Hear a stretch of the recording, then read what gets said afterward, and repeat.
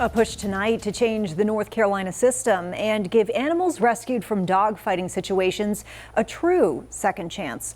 Right now, when there's a bust, many folks might breathe a sigh of relief and think, well, at least these dogs are safe now. In reality, advocates say state law sets many up for months of confinement and eventually death. Romeo, you cannot possibly be comfortable. Today, it's a dog's life for young Romeo. I can refer to him as a dork. he's really goofy. He's so loving. He just always wants to please. But his new mom, Kimiko Sumner, says just a few months ago, this is a dog that came from the worst of the worst, and all he wanted was love. Sumner says Romeo was one of dozens of dogs seized from a convicted dogfighter in Charlotte. Sumner says the young pup was one of 4 taken after the man's court case had concluded, when a judge deemed he could not own animals for 5 years.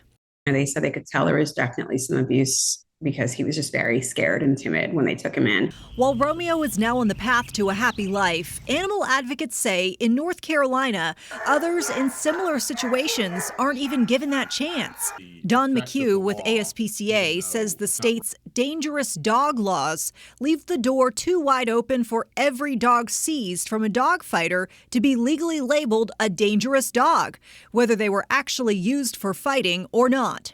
He says that can make dogs extremely hard to adopt out, or the effect of the law, even though it's not required by the law, is that all these animals are euthanized after their evidentiary value is done. McHugh says a bipartisan bill advocates hope clears the General Assembly during the short session would clarify the language. To test the dogs that have not actually been fought to see if they are behaviorally acceptable to be considered for adoption.